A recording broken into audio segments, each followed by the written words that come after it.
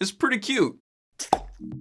All right, I've barely gotten it out of the box. I'm just getting it set up and I already have some thoughts. Just gotta log in real quick. Do I need to show you the box? It's already out of the box. You didn't really miss anything exciting. Unboxings are lame. There's such a mess of boxes under this table right now. Anywho, this is the Huawei MateBook 13, and I wonder which manufacturer Huawei might be setting their sights on as a competitor. It's a mystery. What we're looking at today is further evolution of the thin and light laptop packing more powerful guts. Huawei is trying to take everything right up to the edge. Literally, there's not a lot of wasted space here. Minimal bezels around the screen, keys right up to the size of the casing, an oversized touchpad. It's ticking all the right boxes for a current notebook design. Though I am kind of sad to see the 13 doesn't inherit the double chin webcam from the MateBook X. I liked that tinfoil hat idea of completely disabling a webcam, but I digress. I'm in that honeymoon phase right now, getting everything set up. First listen to the speakers, first firing up a web browser, first look at the display, and I'm really digging the display. I don't ever want to use a laptop without a touchscreen ever again, so I was happy Huawei included one on this 13. It's just so little. Though trim and taper means we only get a pair of USB-C ports and a headphone jack.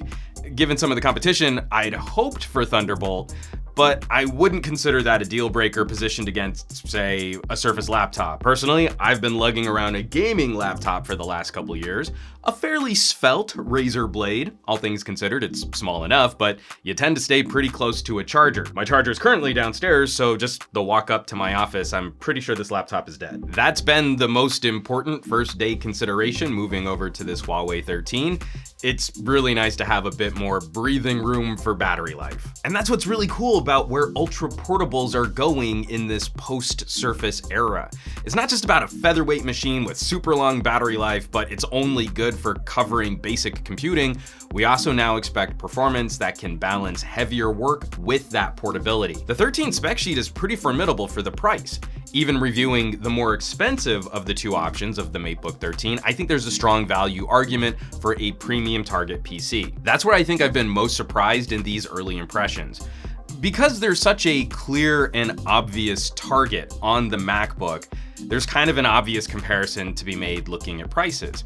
I really have tried to back off the obvious knee-jerk Apple tax commentary, but Apple really isn't making it easy. Matching the MateBook 13 as close as I can spec for spec with a MacBook Pro results in a $1,000 price difference. I'm gonna repeat that, because I think it bears repeating. Speccing out a MacBook as close as we can to match the MateBook 13 will cost $1,000 more than this MateBook. Whatever your feelings on the Mac OS versus Windows debate, I'm not sure many people would really feel that the software difference today is worth almost twice the price. You could get this MateBook 13 and a phone to match and still have plenty of cash left over to supersize. All joking aside, the more interesting comparison, especially staying in the Windows ecosystem, would likely be against a Dell XPS.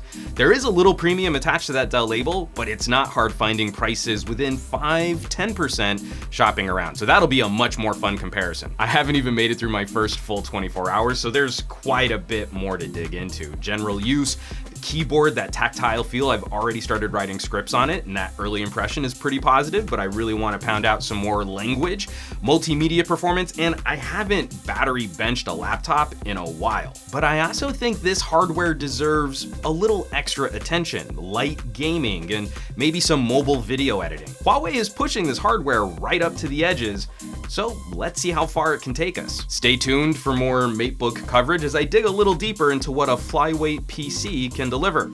Early impressions? Definitely positive. I think I'm gonna have a lot of fun with this one. As always, thanks so much for watching, sharing, subscribing. Not just geeking out on fun PC hardware, there are more conversations we need to have about getting the most out of our gadget purchases.